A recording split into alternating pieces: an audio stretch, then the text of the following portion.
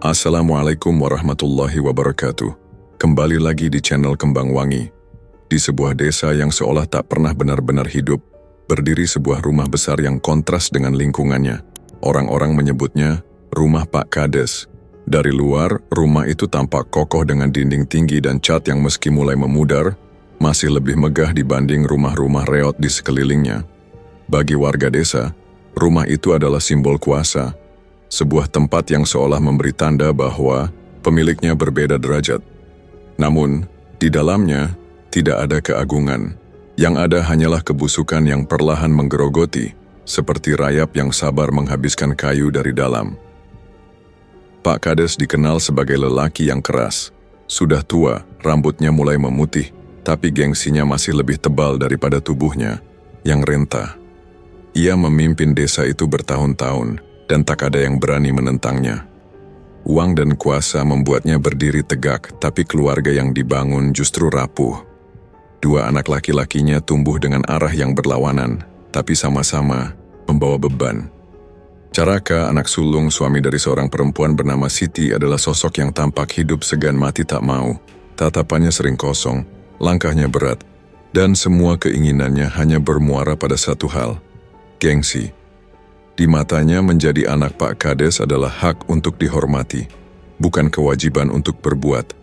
Adiknya Ramli justru kebalikannya. Api dalam dirinya terlalu besar, membakar kesana kemari tanpa arah. Mulutnya lancang, tindakannya tak bisa diprediksi. Ia bisa tertawa keras di depan orang tuanya, lalu besoknya menghilang berhari-hari entah kemana. Tidak ada yang bisa mengendalikannya. Bahkan ayahnya sekalipun. Jika Caraka adalah api kecil yang hampir padam, Ramli adalah api unggun yang menyala liar, menghanguskan apa saja yang dekat dengannya.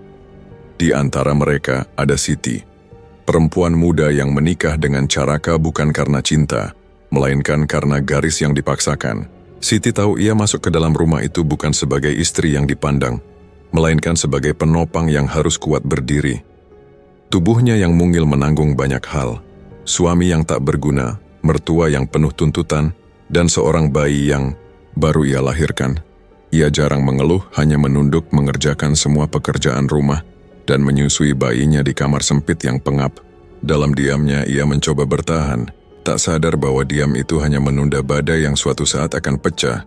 Suatu sore, di halaman rumah besar itu, Caraka duduk di kursi bambu. Matanya sayu, wajahnya lelah, seolah baru saja menanggung pekerjaan berat. Padahal seharian ia tidak melakukan apa-apa. Siti keluar membawa segelas teh hangat, meletakkannya di atas meja. Ia menunduk tanpa berkata-kata lalu kembali masuk. Caraka menatap punggung istrinya sekilas, lalu bergumam pelan. "Tehnya kurang manis," katanya dengan nada dingin. Siti berhenti di depan pintu, menoleh sebentar lalu mengangguk. "Nanti saya tambah gula," jawabnya singkat. Ia tahu, jika membantah akan ada omelan panjang. Dari dalam rumah, suara Ramli terdengar lantang. Ia sedang berbicara dengan Pak Kades. Nada suaranya, keras seperti biasa, membuat suasana rumah selalu tegang. "Apa gunanya rumah besar kalau isinya begini, Pak?" kata Ramli. "Caraka cuma duduk-duduk, aku juga nggak jelas. Desa ini nggak ada apa-apanya." Pak Kades membalas dengan suara berat. "Mulutmu itu jangan seenaknya. Kalau kamu nggak suka, pergi. Jangan bikin malu orang tua." Ramli tertawa keras, sebuah tawa yang lebih mirip ejekan. "Malu? Bukannya kita semua ini memang sudah malu, Pak?" Suasana mendadak hening setelah kata-kata itu. Caraka yang mendengarnya dari luar hanya menunduk. Wajahnya kaku, tapi matanya menyimpan sesuatu yang samar. Bagi orang lain, mungkin itu tatapan kosong. Namun bagi Siti, tatapan itu adalah tanda beban yang terus menumpuk, sesuatu yang bisa meledak kapan saja. Malamnya, ketika semua sudah masuk kamar, Siti duduk di ranjang bersama bayinya. Lampu redup membuat bayangan di dinding tampak bergerak.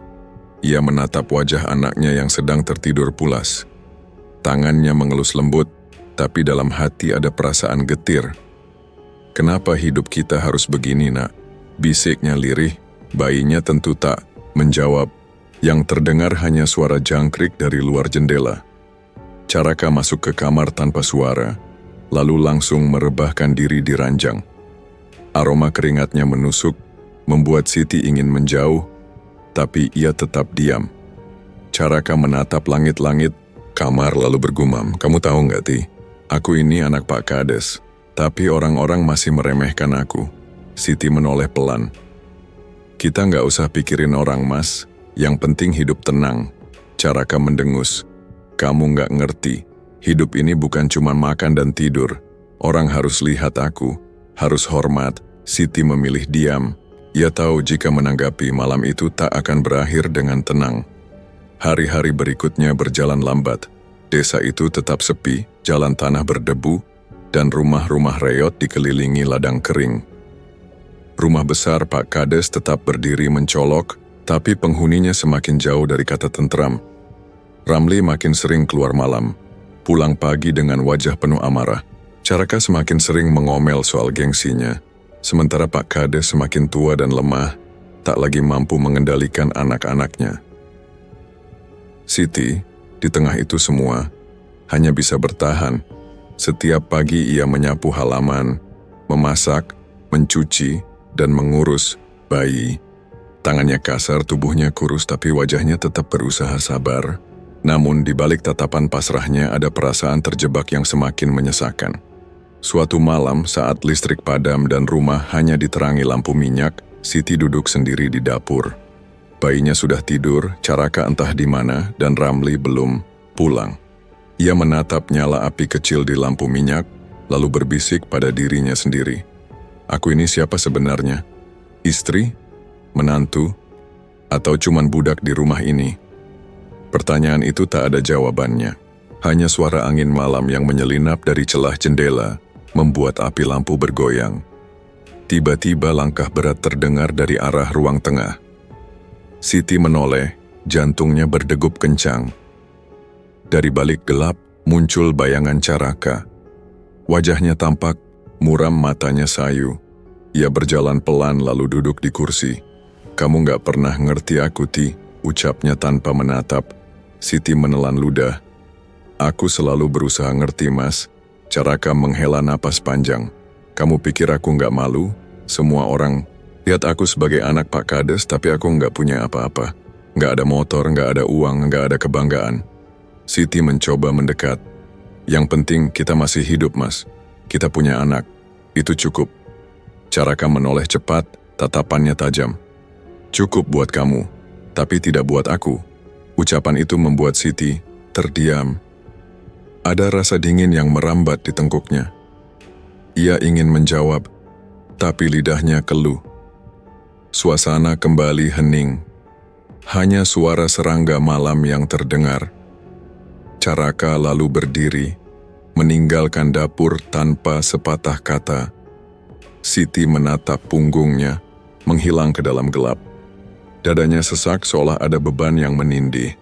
Malam itu Siti tak bisa tidur. Matanya tetap terbuka, menatap gelap langit-langit kamar yang terasa semakin menekan. Bayinya terlelap dalam pelukannya, napas kecilnya naik turun dengan tenang. Namun dada Siti sesak seolah ada tangan yang menindih. Suara angin di luar berdesir, membuat daun pintu berderit pelan. Semua itu berpadu menjadi bisikan yang membuat pikirannya semakin kacau. Sementara di kamar sebelah, Caraka berbaring gelisah. Tatapannya menembus gelap, pikirannya tak bisa lepas dari satu hal yang menghantui. Suara knalpot motor gede yang sore tadi meraung di jalan depan rumah. Suara itu masuk ke telinganya seperti racun, menusuk dan berputar tanpa henti. Ia masih ingat jelas bagaimana beberapa pemuda desa menoleh kagum, matanya berbinar melihat si pengendara. Dan Caraka yang berdiri di beranda rumah besar itu merasa dirinya terinjak. "Kenapa bukan aku?" Gumamnya lirih, hampir tak terdengar. Ia menggigit bibir, menahan rasa sakit yang tak berwujud. Bagi orang lain motor hanyalah kendaraan, tapi bagi Caraka motor besar adalah lambang gengsi. Sesuatu yang bisa membuat orang menoleh, membungkuk, menghormati. Ia adalah anak Pak Kades, tapi ia tidak punya apa-apa. Keesokan paginya, saat semua orang duduk di meja makan, Caraka memberanikan diri membuka mulut.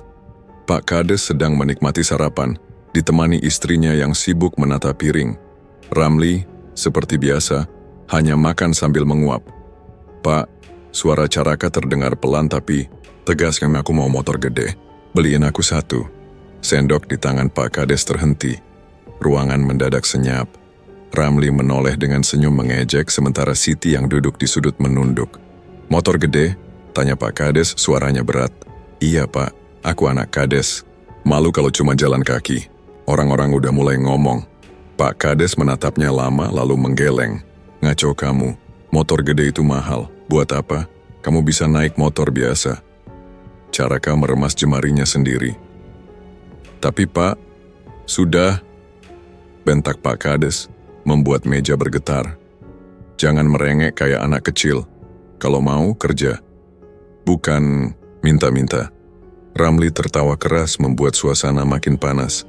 Dengar tuh Kak, katanya anak sulung tapi mintanya malah kayak bocah. Wajah Caraka memerah, matanya berair, tapi bukan karena sedih. Lebih seperti bara yang ditahan terlalu lama. Ia menatap ayahnya, lalu menoleh ke arah Siti. Kamu juga gak pernah ngerti aku, Ti, katanya datar. Siti hanya menunduk, tak berani menanggapi. Sejak percakapan itu Caraka berubah. Ia jarang bicara, hanya duduk termenung berjam-jam. Tatapannya kosong, tubuhnya tegang. Siti mencoba mendekat, tapi selalu ditolak. Mas, makan dulu, ucap Siti, suatu sore sambil meletakkan piring di hadapannya. Caraka hanya melirik. Kamu pikir aku masih bisa makan enak, Ti? Siti terdiam. Ia tahu ada yang salah, tapi tak tahu harus bagaimana. Malam harinya, Caraka berbaring dengan mata terbuka. Suara knalpot motor gede kembali terngiang di telinganya, bercampur dengan tawa Ramli yang mengejek dan bentakan ayahnya. Ia menggertakkan gigi, jemarinya mengepal hingga bergetar. Aku bukan sampah, aku bukan mainan. Mereka akan lihat siapa aku, bisiknya pada kegelapan. Sekitar tengah malam ketika rumah sudah sunyi, Caraka bangkit dari ranjang. Langkahnya pelan, berhati-hati agar tak membangunkan Siti dan bayinya. Wajahnya pucat, matanya sayu, tapi ada kilatan aneh di sana. Ia membuka pintu kamar perlahan, keluar ke lorong gelap yang hanya diterangi cahaya bulan dari jendela. Udara malam menusuk tulang, tapi Caraka tidak peduli. Ia berjalan menuju kamar orang tuanya. Jemarinya gemetar ketika menyentuh gagang pintu. Suara napasnya sendiri terdengar berat, seolah tubuhnya menolak apa yang akan dilakukan. Namun kepalanya penuh dengan satu pikiran, mengambil apa yang bukan haknya sebagai bentuk perlawanan pada nasib. Di dalam kamar, ibunya terlelap di samping Pak Kades. Nafas mereka tenang, tak tahu apa yang ada di kepala anaknya. Caraka membuka pintu perlahan. Setiap derit engsel terdengar seperti jeritan di telinganya. Ia masuk, berdiri di samping ranjang dengan tubuh bergetar. Kenapa semua orang meremehkan aku? Bisiknya. Tangannya terulur, gemetar. Keringat dingin membasahi dahinya. Dalam batinnya, ada rasa takut yang menjerit, tapi ada pula amarah yang menutup semua rasa itu. Ia menutup mata, menahan napas, lalu melangkah lebih dekat. Di kamarnya Siti terbangun. Entah kenapa, hatinya tiba-tiba berdebar kencang. Ia menoleh ke samping, tapi Caraka sudah tidak ada. Bayinya masih tidur pulas tak terganggu. Siti duduk, telinganya menangkap bunyi samar dari arah kamar mertua. Suara berderit lalu hening lagi. Ia menggigit bibir, mencoba menepis firasat buruk yang tiba-tiba menyusup. Mas, bisiknya lirih, seolah berharap Caraka mendengar dari jauh. Namun yang menjawab hanyalah sunyi. Siti berusaha memejamkan mata kembali, tapi tubuhnya gemetar. Ada rasa dingin yang merambat dari ujung kaki hingga tengkuk. Ia tahu sesuatu sedang terjadi. Sesuatu yang tak bisa ia hentikan, karena suaranya akan terkubur dalam kegelapan rumah itu. Caraka berdiri di samping ranjang, matanya liar. Tangan kirinya mengepal, sementara tangan kanannya bergetar di udara, seolah menunggu saat yang tepat. Ia mendengar dengkuran pelan ayahnya, mendengar helaan napas ibunya. Semua itu terdengar seperti ejekan di telinganya. Air matanya menetes, tapi bukan air mata sedih. Itu adalah air mata dari jiwa yang retak, yang tak lagi punya arah. Ia menunduk, wajahnya tegang, lalu mengangkat kepalanya lagi dengan tatapan kosong. Di luar kamar, angin malam bertiup kencang, membuat daun pintu bergetar. Suara itu seolah menjadi saksi bisu, menambah tebal kabut mencekam yang menyelimuti rumah besar itu. Siti masih duduk di ranjang, menggenggam ujung kainnya erat-erat. Hatinya terasa makin sesak, tapi ia tak berani bangkit. Bayinya meringkuk dalam tidurnya.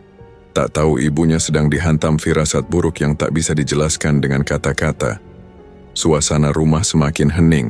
Siti duduk di ranjang sambil memeluk bayinya erat-erat. Rasa dingin di tengkuknya masih belum hilang. Ia memejamkan mata, tapi pikirannya tetap liar. Ia mendengar suara langkah Caraka sempat bergerak, lalu hilang begitu saja.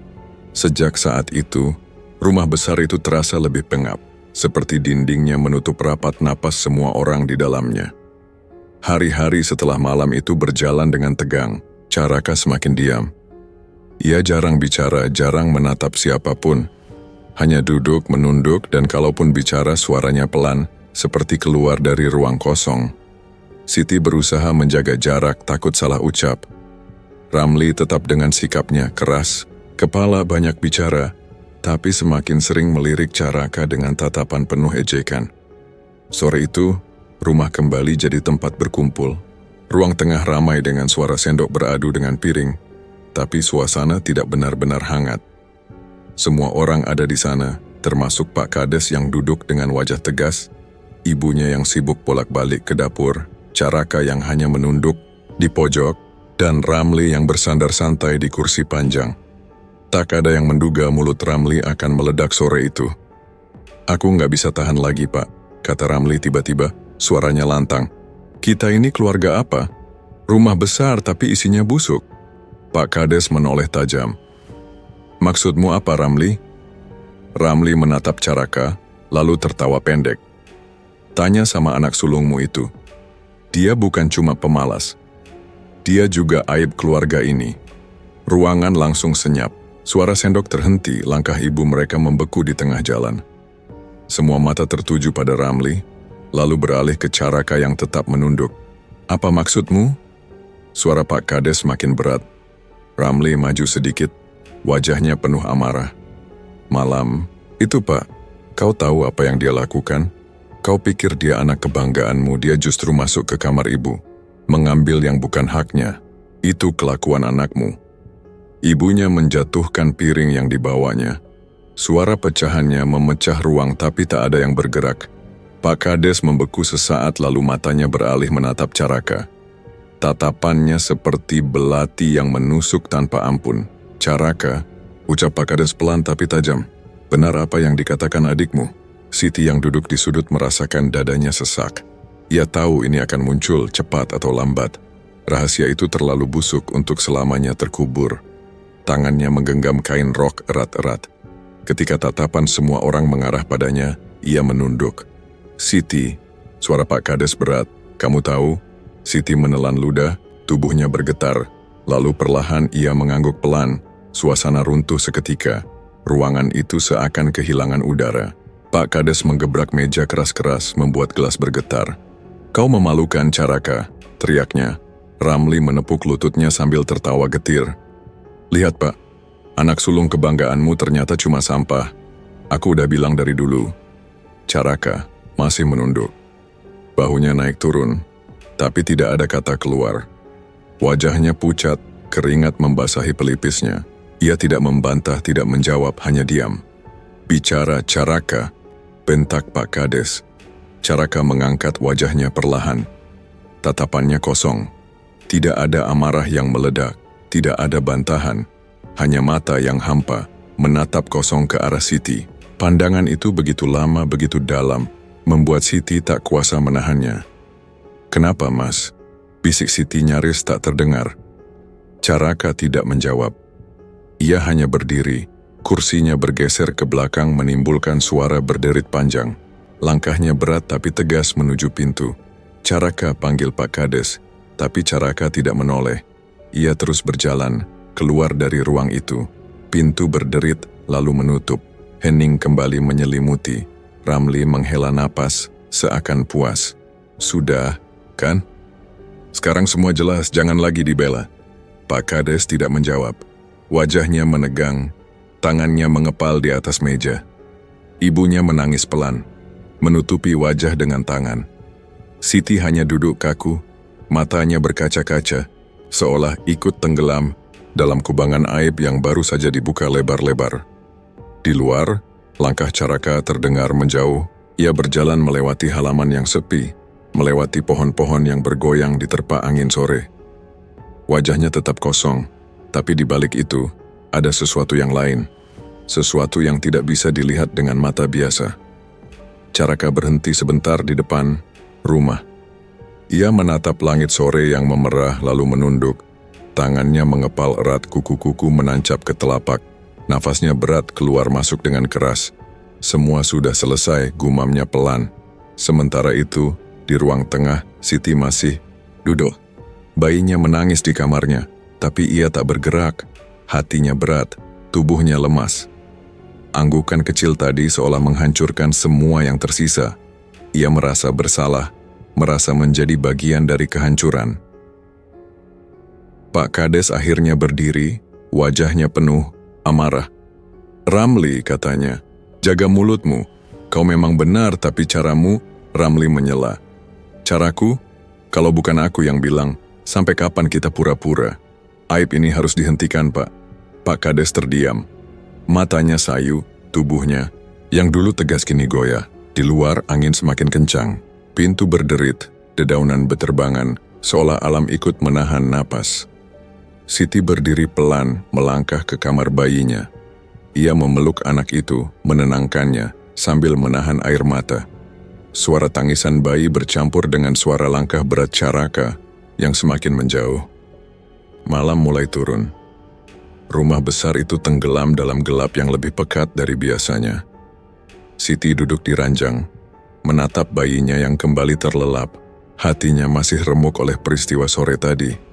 Anggukan kecil di hadapan semua orang membuat dirinya ikut tenggelam dalam aib yang diumbar Ramli. Bayangan tatapan kosong Caraka tak bisa hilang dari kepalanya. Tatapan yang hampa, tapi entah kenapa, justru membuat bulu kuduknya merinding. Malam turun lebih pekat dari biasanya. Lampu minyak di kamar redup, bayangan di dinding bergetar setiap kali angin menyelinap dari celah jendela. Siti menarik selimut, memeluk bayinya erat.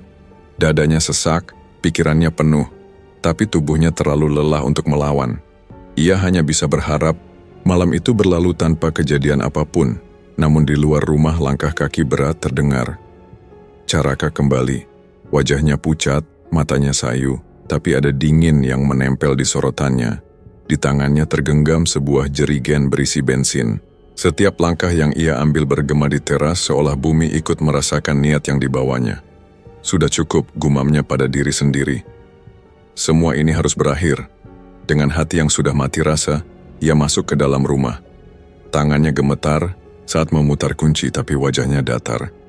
Pintu rumah terkunci rapat dari dalam. Udara malam yang dingin berganti jadi aroma bensin yang tajam, memenuhi ruang demi ruang. Di lantai bawah, Pak Kades dan istrinya sudah terlelap. Dengkur halus mereka bercampur dengan suara kayu berderit. Caraka berjalan perlahan, meneteskan bensin di lantai kayu di dinding, hingga membentuk jejak yang mematikan. Tangannya tetap gemetar, tapi matanya tak berkedip. "Maaf Bu, maaf Pak," bisiknya pelan. Ia menyalakan korek api. Api kecil menyala di ujung jari, lalu menyambar jejak bensin. Dalam sekejap, kobaran menjalar.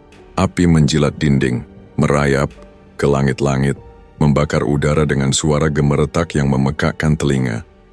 Di lantai atas, Siti terbangun. Suara retakan kayu dan aroma bensin membuatnya tersentak. Ia segera berdiri, menggendong bayinya yang menangis keras karena panas yang mulai terasa. Saat ia membuka pintu kamar, pandangannya tertuju pada sosok Caraka. Suaminya berdiri di ujung lorong, siluet tubuhnya dikelilingi api yang menjalar di sekitarnya. Wajahnya dingin, dan senyum tipis menghiasi bibirnya. Senyum itu bukan senyum kebahagiaan, melainkan senyum yang membuat darah Siti serasa berhenti mengalir. "Mas, apa yang kamu lakukan?" Suara Siti bergetar, nyaris hilang ditelan suara api. Caraka tidak menjawab.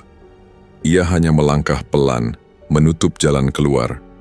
Api semakin membesar, mengurung mereka dalam panas yang makin mencekik.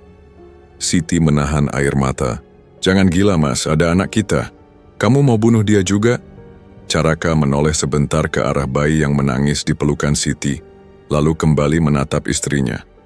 "Aku sudah nggak punya apa-apa lagi, Ti. Mereka semua bikin aku malu. Sekarang, biar semua habis." Panas semakin menyiksa. Rambut Siti terasa lengket, keringat bercucuran. Ia tahu tak ada waktu lagi. Dengan sisa tenaga, ia menunggu Caraka mendekat, lalu tiba-tiba ia mendorong tubuh suaminya sekuat mungkin. "Pergi!" teriak Siti. Tangisnya pecah.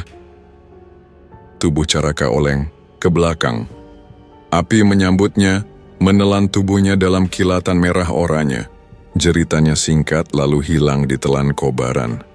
Siti tak sempat melihat lebih lama. Ia berlari ke arah jendela, memeluk bayinya erat. Kaca pecah saat tubuhnya menghantam, lalu ia terjun ke bawah. Udara malam yang dingin menghantam wajahnya, berganti dengan rasa sakit saat tubuhnya menghantam tanah. Ia menahan perih di sekujur tubuh, tapi instingnya langsung memeluk bayi lebih erat. Api dari rumah besar itu menjilat langit. Suara kayu roboh bercampur dengan jeritan yang tak jelas dari dalam. Siti merangkak menjauh, tubuhnya penuh luka, wajahnya berlumuran darah dan debu. Bayinya menangis tak henti, tangis yang terdengar memilukan di tengah kobaran maut. Beberapa warga mulai berdatangan. Mereka berteriak panik, mencoba memadamkan api dengan peralatan seadanya. Namun api terlalu besar, terlalu cepat. Rumah itu menjadi neraka dalam hitungan menit. "Siti!" salah satu warga berteriak kaget melihatnya tergeletak. Mereka berlari, mendekat, tapi Siti tak sanggup bicara. Bibirnya bergerak hanya mengeluarkan suara serak, "Anak, tolong anakku." Tangannya gemetar mencoba menyerahkan bayinya. Namun ketika salah satu warga mencoba meraih, bayi itu tiba-tiba terdiam. Tangisnya terhenti, tubuhnya kaku. Siti menjerit jeritan panjang yang membuat semua orang terpaku. "Tidak, jangan ambil dia, jangan ambil anakku." Tangannya mengguncang, tubuh kecil itu, tapi tak ada respon. Bayi itu diam, terlalu diam. Suara api dan teriakan orang-orang seolah memudar, hanya menyisakan suara lirih Siti yang berulang-ulang memanggil nama anaknya. "Bangun, nak, bangun." Air matanya mengalir deras, bercampur dengan keringat dan darah di wajahnya. Ia memeluk bayinya erat, tubuhnya bergetar hebat. Dunia seakan runtuh, warga hanya bisa berdiri kaku, tak tahu harus berbuat apa. Mereka saling berpandangan, sebagian mencoba menahan Siti tapi ia meronta. "Jangan sentuh dia, ini anakku, dia masih hidup," teriaknya histeris. Namun kenyataan sudah terlalu jelas. Api terus berkobar di belakang mereka, melahap rumah besar itu hingga menyisakan suara runtuhan. Sementara di tanah, seorang perempuan dengan wajah penuh luka memeluk bayinya yang sudah dingin. Malam itu terasa panjang, panas api bercampur dengan dinginnya udara malam. Tapi yang lebih menusuk adalah rasa kehilangan yang menjerat Siti. Tubuhnya lemah, matanya kosong, tapi tangannya tak mau melepaskan. "Kenapa harus aku, Tuhan? Kenapa harus anakku?" Bisiknya, lirih hampir tak terdengar. Warga yang melihat hanya bisa menunduk. Tidak ada yang sanggup berkata apapun malam itu. Api masih melalap rumah besar di belakang mereka. Asapnya menutupi langit. Di tanah, Siti memeluk bayinya yang sudah dingin. Wajahnya penuh darah dan debu. Jeritannya yang histeris perlahan berubah jadi isak lirih, seperti seseorang yang sudah kehabisan tenaga untuk melawan takdir. Waktu berlalu, api akhirnya padam, menyisakan puing hitam yang masih mengepulkan asap. Namun bagi Siti segalanya sudah habis. Ia tidak mati, tapi setiap tarikan napasnya adalah siksaan. Wajahnya terbakar, kulitnya melepuh, sebagian sudah tak lagi berbentuk. Bayi yang selalu ia peluk kini hanya menjadi gendongan kosong. Malam itu bukan rumah yang runtuh, melainkan seluruh hidupnya. Keesokan harinya, warga berdatangan, tapi bukan untuk memberi simpati. Mereka berbisik-bisik menunjuk dan memandang dengan tatapan jijik. Itu dia Siti, bisik seorang perempuan tua di antara kerumunan. Istrinya Caraka, lihat mukanya, menyeramkan. Kasihan? Kasihan apanya? Dia ikut keluarga bobrok, itu. Sudah pantas dapat balasan, saut yang lain. Bisikan-bisikan itu jelas terdengar di telinga Siti. Ia duduk di depan reruntuhan rumah. Tubuhnya terbalut kain seadanya, wajahnya ditutupi kerudung compang-camping. Ia tahu orang-orang memperhatikan, menilai, bahkan menikmati penderitaannya. Dadanya sesak tapi ia tak bisa bicara. Suaranya hilang bersama tangis yang sudah kering semalam. Sejak hari itu, penderitaan Siti bukan hanya luka bakar di tubuhnya, melainkan luka batin yang lebih dalam. Ia menjadi tontonan. Kemanapun ia berjalan, orang-orang menoleh. Anak-anak berlari ketakutan. Orang dewasa membisikkan kata-kata yang menusuk. Lihat, itu dia. Jandanya Caraka. Katanya wajahnya sudah enggak berbentuk, seram sekali. Dia bawa sial, jangan dekat-dekat. Siti menunduk setiap kali lewat, memeluk kain tipis yang menutupi tubuhnya. Ia berusaha tidak mendengar, tapi bisikan itu selalu sampai. Ia ingin marah, ingin berteriak, tapi apa gunanya? Tak ada yang peduli. Di tengah dukanya, ia tinggal di gubuk, kecil peninggalan orang tuanya, jauh dari keramaian desa. Setiap malam ia duduk di sudut, memeluk gendongan kosong yang dulu berisi bayinya. Dalam gelap ia sering berbisik pada diri sendiri. Kenapa kau tinggalkan aku, Nak? Kenapa bukan aku saja yang pergi?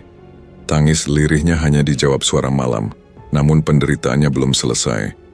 Anwar dan Rohman, dua pemuda desa yang menyimpan dendam lama pada keluarga Kades, melihat Siti sebagai sasaran empuk. Bagi mereka, perempuan itu hanyalah sisa dari keluarga yang hancur. Tak ada yang akan peduli jika ia hilang. Suatu malam, ketika bulan separuh tersembunyi di balik awan, Siti berjalan pulang dari sumur dengan tubuh ringkih. Jalannya lambat, kakinya gemetar menahan beban. Tiba-tiba dua bayangan muncul dari balik pohon. Anwar dan Rohman menghadangnya dengan senyum mengejek. Mau kemana, Siti? Suara Anwar serak penuh ejekan. Siti berhenti, jantungnya berdegup kencang. Aku cuma mau pulang. Jawabnya pelan, hampir berbisik. Rohman melangkah mendekat. Pulang? Pulang kemana? Rumahmu sudah jadi abu. Kamu cuma hantu yang berkeliaran di sini. Mata Siti berkaca-kaca. Tolong, jangan ganggu aku. Aku sudah cukup menderita. Anwar tertawa pendek. Menderita? Itu baru permulaan. Kamu tahu kan, keluargamu sudah bikin banyak orang sakit hati, termasuk aku. Dan sekarang tinggal kamu yang tersisa. Siti mundur selangkah, tubuhnya gemetar. Aku tidak punya salah. Semua ini bukan mauku. Diam, bentak Rohman. Tangannya meraih lengan Siti dengan kasar. Perempuan itu mencoba meronta, tapi tubuhnya terlalu lemah. Bekas luka bakar membuatnya tak berdaya. Tolong, jangan, isaknya lirih. Anwar mendekat, wajahnya dingin. Sudah cukup. Malam ini kita habisi saja. Biar hilang semua sisa keluarga Kades. Dengan kasar, mereka menyeret Siti menyusuri jalan, setapak yang sepi. Kakinya terseret tanah, bajunya robek, tangisnya pecah. Ia berusaha berpegangan pada semak-semak, tapi pukulan keras di punggung membuatnya jatuh tersungkur. Bangun, bentak Rohman, menariknya lagi. Siti terisak. Kenapa kalian tega? Aku sudah kehilangan segalanya. Anwar menunduk, menatapnya, dengan sorot mata penuh dendam. Justru karena itu, kau sudah tidak punya apa-apa. Kau tidak akan dirindukan siapapun. Mereka menyeretnya hingga ke tebing jurang Cadas Pangeran. Malam semakin pekat, suara serangga bercampur dengan desiran angin yang menusuk. Jurang itu dalam dan gelap, seakan mulut bumi yang siap menelan siapa saja yang jatuh. Siti berlutut di tepi, tubuhnya gemetar hebat. Tangannya mencoba berpegang pada batu, tapi Anwar mendorong bahunya dengan kasar. Turunlah. Tempatmu di bawah, sana, katanya dingin. Siti menjerit, suaranya parau. Aku mohon, jangan lakukan ini. Aku ingin hidup, Aku masih ingin hidup. Rohman tertawa singkat. Hidup? Hidupmu sudah berakhir sejak malam itu. Dengan hentakan kuat, mereka mendorong tubuh Siti. Tubuh ringkih itu terlempar ke udara, lalu jatuh menukik ke dalam jurang. Jeritannya menggema bercampur dengan suara angin, hingga akhirnya menghilang ditelan kegelapan pekat. Anwar dan Rohman berdiri di tepi jurang, menatap ke bawah. Gelap menutup pandangan mereka. Hanya suara dedaunan dan bebatuan jatuh yang terdengar. Sudah, selesai, kata Anwar singkat. Rohman menghela napas lega. Ya, tidak ada lagi yang tersisa. Sekarang desa ini bersih. Mereka berdua berbalik, meninggalkan jurang itu tanpa menoleh lagi. Langkah kaki mereka menjauh, suara tawa kecil terdengar samar, seperti lega telah menuntaskan dendam lama. Sementara di dasar jurang, gelap melingkupi segalanya. Tubuh Siti tergeletak di antara bebatuan dan semak berduri. Nafasnya berat, nyaris, habis. Matanya terbuka setengah, menatap langit yang samar terlihat dari celah pepohonan di atas. Air matanya mengalir pelan, suara lirih keluar dari bibirnya. Kenapa? Aku tidak mati saja. Ia mencoba menggerakkan tangannya, tapi tubuhnya lumpuh. Nafasnya berat, setiap helaan seperti ditarik dari lubang dada yang kosong. Matanya terbuka setengah, menatap langit yang samar dari dasar jurang. Dingin menembus kulitnya, rasa sakit menguasai tubuh, tapi yang lebih menyiksa adalah kenyataan bahwa ia masih hidup. Kenapa aku tidak mati saja? Bisiknya parau. Air matanya mengalir, bercampur dengan darah yang mengalir dari pelipis. Suara malam menyelimuti, hanya ada serangga dan desir angin. Di tengah keputusasaan itu, telinganya menangkap suara lain. Suara langkah ringan, pelan namun jelas mendekat. Dari semak gelap muncul seekor kucing hitam. Matanya menyala kehijauan, bulunya lebat, ekornya melambai pelan. Hewan itu tidak tampak takut, justru berjalan mantap ke arah tubuh Siti. Ia berhenti, di sampingnya menatap lurus lalu mengeong panjang. Suara itu membuat bulu kuduk Siti berdiri. Kau, siapa? Suara Siti nyaris tak keluar, hanya getar kecil di tenggorokan. Kucing itu mengeong lagi, lalu berjalan perlahan. Berhenti sejenak, menoleh ke arah Siti seakan menyuruhnya mengikuti. Tubuh Siti masih lumpuh, tapi entah kenapa kakinya seperti didorong sesuatu. Dengan sisa tenaga yang mustahil dimiliki, ia menyeret tubuhnya perlahan. Setiap gesekan kulit dengan tanah membuat perih yang luar biasa. Namun kucing itu terus melangkah, sesekali menoleh memastikan Siti mengikutinya. Hingga akhirnya, dari balik gelap muncul sebuah gubuk tua yang berdiri di bawah tebing, tersembunyi oleh pohon-pohon rimbun. Pintu gubuk terbuka dengan sendirinya, menimbulkan derit panjang. Dari dalam, keluar seorang perempuan tua. Rambutnya panjang terurai, sebagian memutih, sebagian hitam legam. Matanya tajam, wajahnya penuh gurat usia, tapi ada kekuatan yang membuat Siti tak sanggup menatap lama-lama. Akhirnya kau sampai juga, kata perempuan itu. Suaranya berat tapi tenang. Siti terdiam, tubuhnya gemetar. Aku tidak bisa bergerak. Tolong aku. Perempuan itu mendekat, menatap luka di wajah Siti. Ia tidak tampak jijik, justru tersenyum tipis. Lukamu bisa hilang, wajahmu bisa kembali. Bahkan lebih indah dari yang pernah kau punya. Tapi kau harus menyerahkan sesuatu yang lebih berharga. Siti menelan ludah, tubuhnya gemetar. Apa yang kau maksud, jiwamu? Jawaban itu meluncur, datar tanpa jeda. Siti membeku. Kata-kata itu bergema di kepalanya. Jiwanya, apa artinya jika jiwanya lenyap? Tapi dalam hatinya, ia merasa jiwanya sudah mati sejak malam kebakaran itu. Kehilangan anak, kehilangan wajah, kehilangan harga diri. Apa lagi yang tersisa? Aku tidak punya apa-apa lagi, bisiknya. Kalau memang jiwaku harus hilang, ambillah. Perempuan itu mengangguk pelan. Namaku Nyi Yunda. Aku penjaga ilmu kuno yang hanya diberikan pada orang-orang pilihan. Kau datang padaku bukan kebetulan. Kau dipanggil.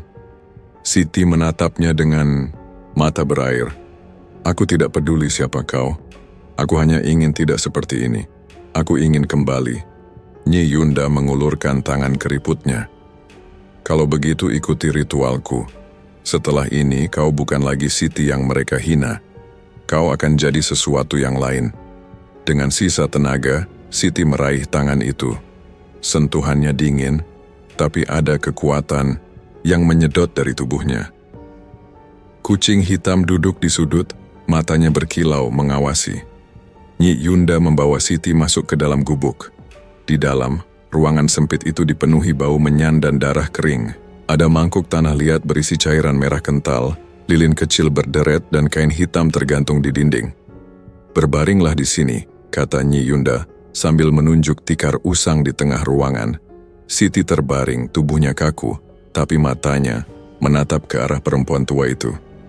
Hatinya digelayuti rasa takut, tapi sudah tak ada jalan kembali. Nyi Yunda menyalakan lilin satu persatu, lalu duduk bersila di dekat kepala Siti.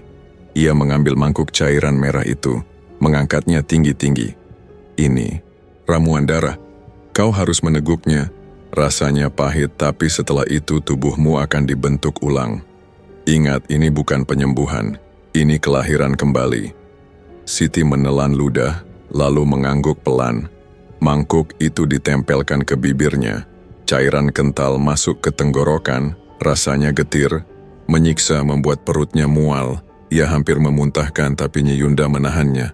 Telan, jangan melawan. Dengan susah payah Siti menelan habis cairan itu. Seketika tubuhnya bergetar hebat.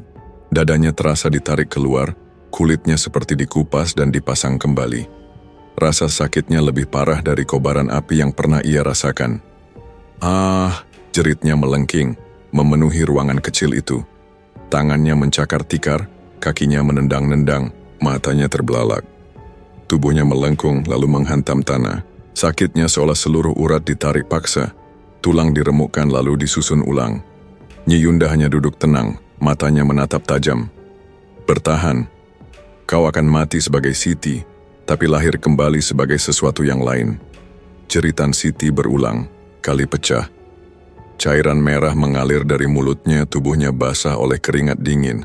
Ia meronta, tapi tak bisa lepas dari rasa sakit itu.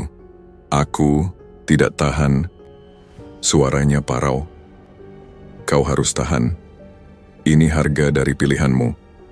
Proses itu berlangsung lama. Rasa sakit datang bergelombang, semakin kuat, semakin mengikis kesadarannya. Hingga akhirnya, tubuhnya kaku, matanya memutar, dan ia jatuh pingsan. Nyi Yunda mendekat, mengusap wajah Siti dengan kain hitam. Tidurlah. Saat kau terbangun, dunia tidak akan mengenalmu lagi. Kau bukan lagi korban. Kau adalah sesuatu yang ditakuti. Kucing hitam mengeong panjang. Suaranya bergema, aneh di ruangan itu. Lilin satu persatu padam meninggalkan gelap pekat. Siti pingsan sebagai Siti, tubuhnya tergeletak tanpa daya. Tapi di dalam gelap sesuatu yang lain sedang tumbuh. Sesuatu yang bukan lagi dirinya. Malam itu, gubuk tua di dasar jurang Cadas Pangeran menjadi saksi kelahiran kembali seorang perempuan yang sudah kehilangan segalanya. Di sana ia tidak lagi sekadar Siti yang terbuang, melainkan sesuatu yang lain. Gelap menyelubungi tubuhnya, meninggalkan tanda bahwa jiwa lamanya telah terkubur. 2 tahun berlalu sejak malam itu. Desa yang dulu dihebohkan oleh kebakaran rumah, Pak Kades kini seolah kembali tenang. Warga mulai melupakan meski sisa-sisa gosip masih sesekali terdengar. Anak-anak bermain di jalanan tanah, orang dewasa sibuk di ladang. Semua tampak biasa, sampai kedatangan seorang perempuan bernama Sundari. Ia datang tanpa banyak cerita, hanya muncul suatu siang di jalan desa dengan pakaian sederhana namun anggun. Rambutnya hitam terurai, wajahnya halus seperti diukir, dan matanya menyimpan sesuatu yang sulit dijelaskan. Para pria yang melihat langsung terpikat. Mereka berbisik-bisik, sebagian mencoba mendekat, sebagian lagi hanya berani menatap dari jauh. Siapa dia? Tanya seorang pemuda di warung kopi. Entahlah, katanya baru pindah. Namanya Sundari. Cantiknya bukan main, kayak bukan orang sini. Perempuan itu berjalan melewati mereka dengan senyum tipis. Senyum yang tampak ramah, tapi membuat beberapa orang merasa bulu kuduknya meremang. Ada daya tarik aneh dalam dirinya, sesuatu yang tak bisa didefinisikan hanya dengan kata cantik. Di antara pria-pria yang terpesona, ada satu nama yang tak bisa menahan diri, Anwar. Pemuda itu sejak lama dikenal congkak. Ia pernah menjadi bagian dari orang-orang yang menertawakan kehancuran keluarga Kades. Kini, melihat Sundari, ia merasa punya peluang menunjukkan siapa dirinya. Suatu sore, ia menghampirinya di tepi sawah. Sundari sedang duduk di pematang, menatap air yang mengalir pelan. Angin membuat rambutnya bergoyang dan Anwar merasa dadanya berdebar. "Halo," sapa Anwar dengan suara dibuat ramah. Sundari menoleh perlahan. "Iya?" Suaranya lembut tapi dingin. "Aku Anwar. Orang sini juga. Baru lihat kamu. Kamu tinggal di mana?" Sundari tersenyum samar. "Aku tinggal di ujung desa, rumah kecil dekat pohon randu." Anwar mengangguk, berusaha tampak percaya diri. "Aku sering lewat sana. Gak nyangka ada perempuan seindah kamu tinggal di desa ini." Sundari hanya tersenyum, tidak menanggapi. Tatapannya lurus, seolah menembus wajah Anwar. Merasa canggung, Anwar mencoba membual. "Kamu tahu nggak, aku ini bukan orang sembarangan. Aku yang dulu membereskan masalah keluarga Kades. Mereka itu menyebalkan, penuh aib. Kalau bukan aku yang turun tangan, mungkin desa ini masih kacau." Sundari mengangkat alis, matanya sedikit penyipit. Membereskan ketanyanya pelan, Anwar tersenyum puas. "Iya, aku dan temanku yang habisi sisa-sisa keluarga itu. Kau pasti pernah dengarkan cerita tentang Siti, perempuan malang itu. Itu semua karena kami, supaya desa ini bersih." Sundari menatapnya lama, lalu tersenyum tipis. Senyum itu membuat Anwar terdiam. Bukan senyum kagum atau terpesona, melainkan senyum yang entah kenapa terasa menakutkan. "Kau bangga dengan itu?" tanya Sundari lirih. "Tentu. Itu bukti aku berani," jawab Anwar cepat. Sundari berdiri perlahan. Angin sore berhembus membuat rambutnya berkibar. "Kalau begitu kau memang layak mendapat apa yang pantas untukmu." Anwar tertawa kecil, mengira ia sedang bercanda. "Apa maksudmu?" Sundari tidak menjawab. Ia hanya berjalan pergi, meninggalkan Anwar yang kebingungan. Malam itu desa kembali tenang. Orang-orang tidur nyenyak, lampu minyak redup di setiap rumah. Tapi bagi Anwar malam itu menjadi akhir. Ia ditemukan keesokan paginya di tepi sungai. Tubuhnya kaku, wajahnya membiru. Tidak ada luka, tidak ada tanda perlawanan. Orang-orang berbisik, menyebut kematiannya aneh. "Sehat-sehat saja kemarin, kok bisa mati begitu?" Katanya jantungnya berhenti tiba-tiba. Aneh, seperti ada yang menghisap nyawanya. Desa kembali diguncang gosip, namun Sundari tetap berjalan dengan tenang. Ia tidak terganggu, bahkan tersenyum ketika melewati kerumunan yang membicarakan kematian itu. Beberapa orang berani bertanya padanya, "Sundari, kamu kenal Anwar?" "Sedikit," jawabnya singkat. "Kamu dengar dia mati?" Sundari menoleh, matanya tajam. Setiap orang punya waktunya. Jawaban itu membuat orang yang bertanya terdiam, tak berani melanjutkan. Ada sesuatu pada suaranya, sesuatu yang membuat dada terasa ditekan. Di rumahnya yang sepi, Sundari duduk di depan cermin. Wajahnya tampak sempurna, tidak ada luka, tidak ada cacat. Tapi di balik itu, matanya memancarkan sesuatu yang bukan sekadar manusia biasa. Ia menyentuh pipinya perlahan, lalu tersenyum tipis. "Cicilan pertama sudah dibayar," bisiknya lirih. Di Kadindimban, luar angin malam bertiup kencang, membuat daun randu bergoyang. Suara gesekan ranting seolah berbisik, menyertai senyum tipis Sundari yang baru saja menyelesaikan cicilan pertamanya. Matanya menatap gelap dari balik jendela rumah kecil, seakan ada sesuatu yang masih harus dituntaskan. Kematian Anwar bukan sekadar kabar duka, itu adalah pesan. Pagi berikutnya, desa gempar. Orang-orang berkerumun di tepi sungai, menatap tubuh Anwar yang sudah kaku. Sebagian bersuara lirih, sebagian lagi hanya saling berpandangan. Kenapa bisa mati begitu saja? Tanya seorang warga dengan nada heran. Katanya sehat kemarin. Mungkin kena penyakit jantung, sahut yang lain. Namun di balik kerumunan itu ada wajah-wajah yang justru diliputi ketakutan. Mereka yang tahu dosa apa yang pernah mereka lakukan, merasakan dada mereka berdebar lebih cepat. Seolah kematian, Anwar adalah cermin yang bisa saja menampilkan giliran mereka. Sundari tetap berjalan di antara warga dengan tenang. Tidak ada yang berani menuduhnya, bahkan tidak ada yang curiga. Ia hanya tersenyum kecil ketika orang-orang melirik.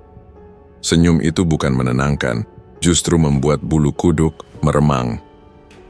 Ramli, yang ikut berdiri di kerumunan, memperhatikan Sundari dengan tatapan berbeda. Ada sesuatu dalam diri perempuan itu yang membuatnya kaku. Senyumnya terlalu familiar. Tatapan matanya menusuk, mengingatkannya pada seseorang. Namun bibirnya keluh untuk bertanya. Saat sore tiba, Sundari mendekatinya. "Kamu, Ramli bukan?" Suaranya tenang hampir berbisik. Ramli menelan ludah lalu mengangguk. "Iya, aku Ramli." "Kamu, Sundari?" Sundari tersenyum samar. "Iya, aku cuma ingin berkenalan." "Katanya kamu adik Caraka?" Wajah Ramli memucat. "Kamu tahu Caraka?" "Aku tahu cukup banyak." Tatapan Sundari menelusup membuat Ramli tak berani menatap balik. Ramli mencoba tertawa kecil untuk mengusir tegang. "Orang-orang sini memang banyak tahu, tapi ya aku adiknya. Caraka sudah lama hilang." Sundari hanya mengangguk lalu menatapnya lama. Ada sesuatu dari tatapan itu yang membuat Ramli teringat pada masa lalu. Tatapan yang pernah ia lihat dari seorang perempuan yang kini seharusnya sudah hilang. Ia ingin bertanya, tapi lidahnya keluh. "Aku senang bisa bertemu kamu," ucap Sundari akhirnya. "Semoga kita bisa sering bicara." Ramli hanya bisa mengangguk kaku. Jantungnya berdegup tak karuan, entah karena takut atau kagum. Namun Sundari tidak berlama-lama. Ia melangkah, pergi, meninggalkan Ramli yang berdiri mematung. Angin sore menyapu wajahnya, membawa bau aneh yang samar, bau bensin, bau asap, dan bau darah yang pernah ia kenal. Malamnya, Sundari duduk sendiri di rumahnya. Lilin kecil menyala, bayangan menari di dinding. Matanya menatap kosong ke arah mangkuk tanah liat berisi cairan merah. Bibirnya berbisik pelan, "Satu sudah lunas, sekarang waktunya berikutnya." Nama berikutnya adalah Rohman. Rohman dikenal sebagai pemuda yang selalu menyimpan dendam. Ia bersama Anwar pernah menyeret Siti ke jurang, meninggalkannya untuk mati. Dalam dirinya, ada kebanggaan aneh atas perbuatan itu. Ia sering bercerita pada teman-temannya bagaimana ia membersihkan sisa keluarga Kades. Suatu malam, Sundari menghampirinya. Rohman sedang duduk di warung kopi, bercanda dengan beberapa temannya. Ia menoleh ketika melihat Sundari masuk. Seketika suaranya tercekat. "Siapa itu?" gumamnya lirih. "Ah, itu Sundari." "Orang baru," jawab salah satu temannya. Rohman menatap lekat-lekat.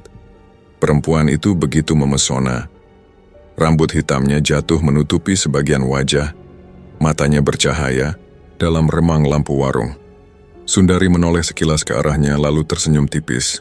Senyum itu membuat jantung Rohman berdetak lebih cepat. Tak butuh waktu lama ia menghampirinya. "Permisi, boleh saya duduk?" tanyanya dengan suara yang dibuat ramah. Sundari menatapnya sejenak lalu mengangguk. "Silakan."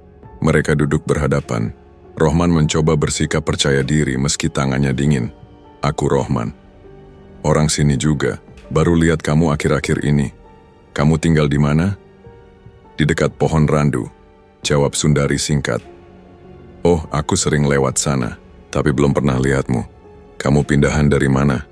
Sundari menatapnya, senyumnya samar. "Aku bukan pindahan, aku kembali." Jawaban itu membuat Rohman terdiam. "Kembali? Maksudmu?" "Sudahlah, kau tak perlu tahu." Rohman menelan ludah. Ada sesuatu dalam suara Sundari yang membuatnya ingin terus mendengarkan. Ia merasa nyaman, seolah tertarik ke dalam. Mereka berbicara lama malam itu. Rohman membual tentang dirinya, tentang keberaniannya, bahkan tentang bagaimana ia dan Anwar Dulu menyingkirkan sisa keluarga Kades. Ia menyebut itu sebagai bukti bahwa dirinya kuat. Sundari hanya mendengarkan, sesekali tersenyum. Senyum yang tidak pernah benar-benar hangat. Senyum yang menyimpan sesuatu. Ketika malam semakin larut, Sundari berdiri. "Aku pulang dulu." Rohman cepat-cepat ikut berdiri. "Boleh aku antar?" Sundari menatapnya, lalu mengangguk pelan. "Boleh, kalau kau berani." Kata-kata itu membuat Rohman merasa tertantang. Ia berjalan di samping Sundari melewati jalan setapak yang sepi. Bulan separuh muncul di langit, menerangi jalan dengan cahaya pucat. Sepanjang perjalanan, Rohman terus bicara. Ia mencoba membuat Sundari kagum, tapi perempuan itu hanya diam, matanya lurus ke depan. Sesekali ia menoleh, dan setiap tatapannya membuat Rohman merasa tubuhnya kaku. Ketika mereka tiba di depan rumah Sundari, perempuan itu berhenti. Ia menatap Rohman lama, lalu tersenyum. "Terima kasih sudah mengantar."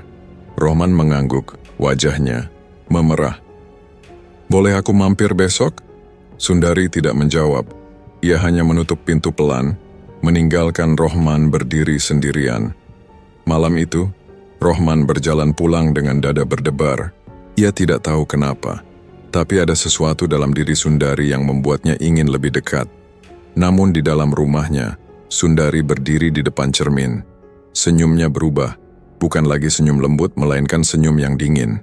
Matanya berkilat, penuh dengan niat yang tak terbendung. "Waktumu sudah dekat," bisiknya lirih. Angin malam kembali bertiup kencang, membuat pintu kayu berderit. Desa tenggelam dalam diam, sementara di dalam rumah kecil itu, seorang perempuan duduk tenang dengan mata tajam menatap gelap. Kisah itu belum berakhir, karena Sundari, sang penagih utang, baru saja memulai pekerjaannya. Dan masih banyak nama dalam daftarnya. Itulah akhir dari cerita ini. Terima kasih sudah mendengarkan cerita horor ini sampai selesai. Gimana ceritanya teman-teman semua? Jika ada saran dan kritik, jangan sungkan untuk berkomentar di kolom komentar. Dan jangan lupa untuk subscribe dan nyalakan lonceng notifikasinya agar tak ketinggalan cerita horor lainnya dari Kembang Wangi. Saya mohon maaf jika ada salah kata, saya akhiri. Wassalamualaikum warahmatullahi wabarakatuh.